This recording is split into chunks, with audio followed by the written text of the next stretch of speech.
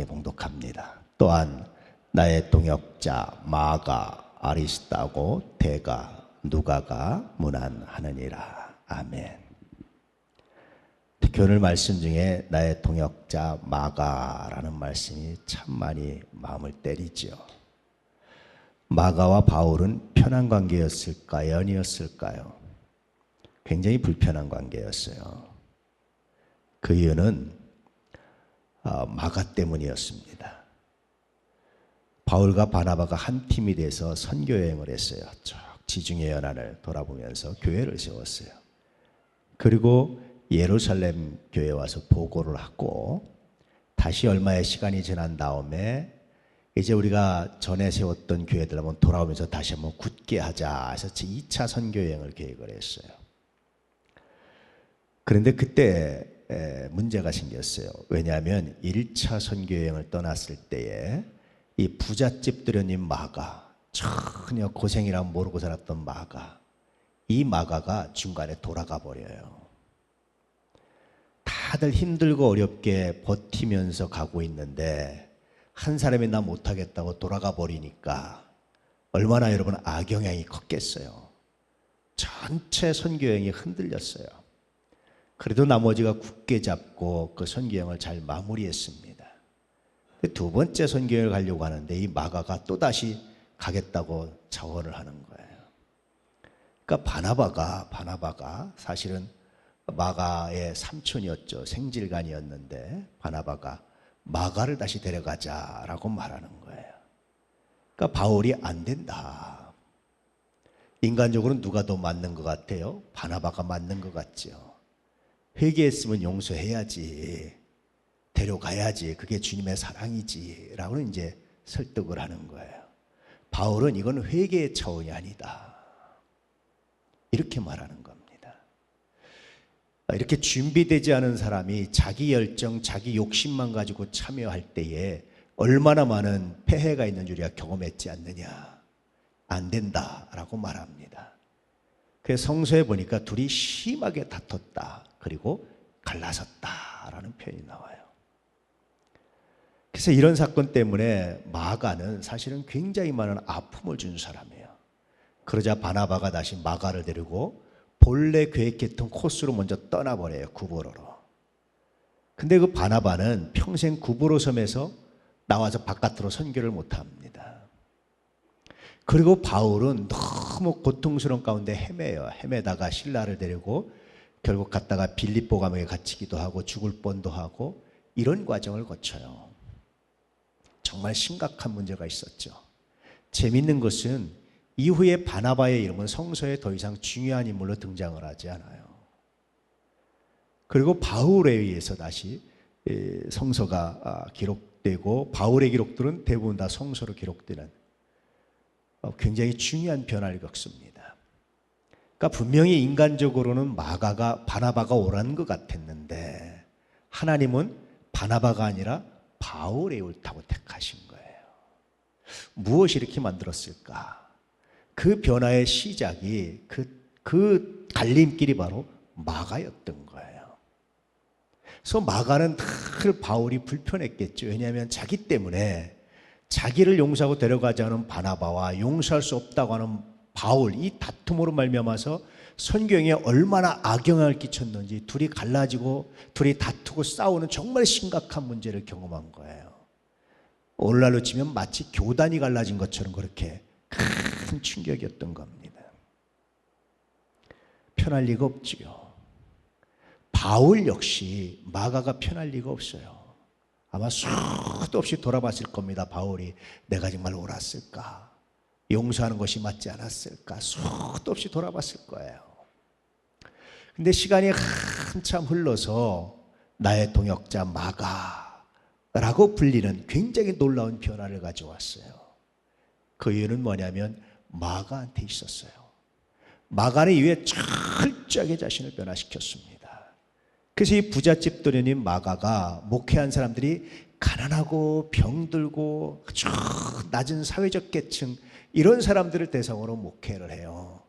그것이 마가복음에 기록되어 있습니다. 그래서 우리가 마가복음에 기록된 사람들, 마가가 목회하고 설교했던 사람들이 일명 마가교회 그렇게 불러요. 그냥 편하게 흔히. 이 마가교회 교인들은요, 정말 사회적으로 낮은 사람들, 병자들, 지적으로 낮은 사람들, 이런 사람들이었어요. 실제로 마가는 애굽에서, 이집트에서 사역을 했는데 이집트의 기독교를 콥틱교회라고 그래요. 근데 우리가 서방 로마교회 교황은, 초대 교황은 베드로잖아요. 근데 이집트의 콥틱교회의 초대 교황은 마가입니다. 철저하게 낮아져서 가난하고 약한 자들을 섬기는 마가로 바뀌어요. 이것이 수십 년 동안 쌓이고 쌓입니다. 성서 중에, 복음서 중에 제일 먼저 기록된 성서도 마가복음입니다. 다른 사람들보다 먼저 마가복음을 기록해서 이 기록의 중요성을 가르쳐준 사람도 마가예요. 참 재밌습니다. 이런 마가가 변화인 것을 수십 년 동안 증명해냅니다. 그래서 그가 정말 어떻게 사역하는지, 마가교회에서 어떻게 사역하는지 이 부잣집 들여님이, 그리고 마가는 그 당시에 알렉산드리아는 최고의 학문의 도시로 가서 공부를 하고 왔다는 여러 가지 정황서들이 이 마가복음에 드러나 있어요. 그 당시 최고의 학자들만 사용할 수 있는 용어들이 마가복음에 나타나 있어요. 그래서 마가는 아마 알렉산드리아에 가서 정말 최고의 학문을 배우고 왔을 것이다라고 추측이 가능한 많은 증거들이 있습니다. 그럼에도 불구하고 이 마가가 정말 무식하고 가난하고 병든 자들을 향해서 평생을 섬기면서 목회를 해요. 바울에게 있어서 마가는 어떻게 보였습니까? 정말 변했구나, 마가가. 이렇게 확신하게 됐습니다. 이 확신이 나의 동역자 마가라고 부르는, 그렇게 호칭하는 정말 중요한 근거가 됐어요. 마가는 또 어땠을까요? 아마 바울이 굉장히 원망스러울 수도 있어요. 그런데 본인이 직접 목회를 하다 보니까, 바울의 심정이 이해가 되기 시작하는 거예요. 야, 그럴 수만은 없었겠다. 인간적으로 용서하는 것과 함께 동역하는 것과는 다르다. 인간적으로 받아들인 것과 일을 맡긴 것과는 다르다는 걸 마가가 뼈저리 느꼈을 겁니다. 그래서 누굴 이해합니까? 바울을 이해하기 시작하는 거죠. 이 둘 사이 이런 이해가, 새로운 발견이 뭐를 만드냐면 나의 동역자 마가. 그래서 마가는 나중에 노년에, 바울의 노년에 바울과 함께 동역을 하게 되는, 예전에 놓쳤던 예전의 실수를 회복하고 바울과 함께 동역하게 되는 정말 중요한 변화를 갖게 돼요. 중요한 발견을 하게 됩니다. 서로가. 여러분 어떻습니까? 여러분의 동역자는 누굽니까? 저는 나의 동역자 마가, 이 얘기가 가슴에 새롭게 들리는 거예요. 예수님이 나의 동역자 황한호 할 만할까? 어릴 때는 떼쓰는 거죠. 변하지 않고도 나 변할 테니까 미리 인정해달라고 막 떼를 씁니다. 근데 성숙한 마가는 떼쓰지 않았어요. 변화의 모습을 삶으로 고스란히 보여줬습니다. 다시 내가 예수님 내가 잘할 테니까, 내가 저 순종할 테니까 라고 떼쓰는 것이 아니라, 주님 내 삶으로 내가 주님께 얼마나 순종하는지, 내가 주님을 얼마나 사랑하는지, 내가 주님의 일을 얼마나 사모하는지 내가 증명해내기 원합니다. 그럴 때 주님이 나의 동역자 황한호, 이런 음성, 야, 마지막에 이런 음성을 들을 수 있다면 정말 얼마나 행복할까라는 생각을 하게 됐어요.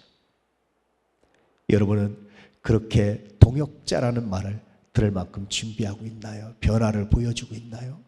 아니면 어린아이처럼 내 변화를 믿어만 달라고 떼쓰고 있나요? 오늘 나의 동역자 마가, 이 안에 담긴 내용처럼 이제는 떼쓰는 어린아이가 아니라 변화를 보여주는 성숙한 하나님의 사람들이 되시기를 주의 이름으로 축복합니다. 얼마 전에 우리 부모님을 모시고 제가 식사를 하게 됐는데 굉장히 재미있는 걸 하나 발견했어요. 보통 부모님을 모시고 식사를 하면 우리 부모님이 이제 아들 먹으라고, 아들 먹는 거 이렇게 챙기느라고 연세가 드시는데 그러잖아요, 부모님들 마음이. 그래서 이제 식사를 하면 보통 봐서 아버지께서 이렇게 딱 드시고 별로 맛없으면 벌써 표정이 보이니까 그럼 그건 제가 먹었어요. 맛없는 거 내가 먹어야지. 내가 열심히 먹는 척을 해야 기뻐서 드시니까. 어머니가 드시고 맛없는 것처럼 표정이 보이면 그건 제가 먹었어요. 왜냐하면 내가 열심히 먹어야 기뻐하시니까 그거라도. 그래 이제 그랬는데 얼마 전에는 정말 이렇게 배가 불러서 도저히 못 먹겠어서 숫자를 내니까 정말 못 먹겠습니다 이제는. 그러고 이제 좀 몇 숟갈 먹고 내려놨어요. 그랬더니 깜짝 놀랐어요. 우리 아버지가 별로 맛없어서 늘 이렇게 평소에 하는 표정을 지으신 음식인데 그게 이제 음식이 여러 가지니까 이제 뭐 또 다른 음식으로 이렇게 올려놨단 말이에요. 그거를 정말 제가 안 먹는 걸 확인하고 나서 딱 옆으로 내려놓으시더니 어머니한테 미르시면서 먹어봐. 맛있어. 그러시는 거예요. 어휴. 얼마나 마음이, 야, 이랬구나. 그래서 거기에 더 이상 앉아있기가 너무 쑥스러워서 계산한다고 나와가지고 이제 계산을 하고 좀 안 가고 일부러 멀리서 이렇게 봤어요. 이렇게 봤어요. 두 분이 이렇게 나눠서 드시는데 얼마나 마음이 감동이 되기도 하면서 회개도 됐는지. 야, 내가 그동안 안다고 생각했는데 몰랐구나. 내가 그동안 이해한다고 생각했는데 이해 못했구나.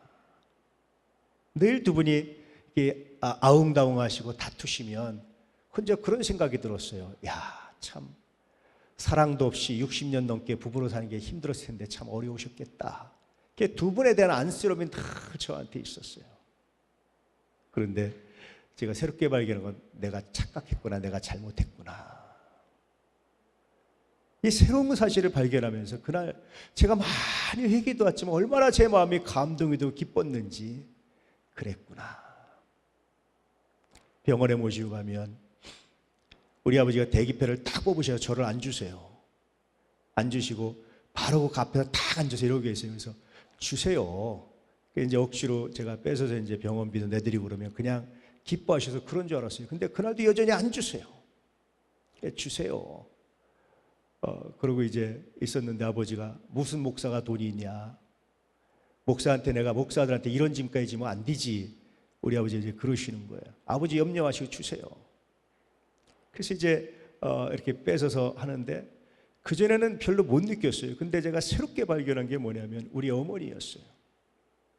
어머니가 아들 주세요 라고 말씀하시는데 그전엔 그냥 내드리는 걸로 알았는데 그게 아니고 가만히 보니까 아버지의 지갑이 얇아지는 것을 마음 아파하시는, 노인네 드시고 연세가 드시면서 지갑까지 얇아지면 하는 염려하는 마음이 확 느껴지는 거예요. 새로운 사실을 발견했어요. 그렇구나. 그 새로운 사실을 발견하니까 그 발견한 것 앞에서 얼마나 은혜가 되는지, 제가 회개가 되는지. 두 분이 이렇게 고에 이렇게 아웅다퉁하시면 이제는 여유가 생기는 거예요. 아, 그렇지. 내가 껴들 일이 아니지. 내가 나설 일이 아니지.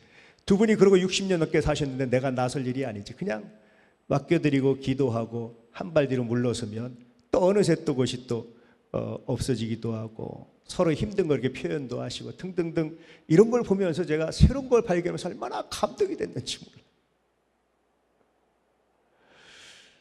참 사랑이라는 게 그런 거구나.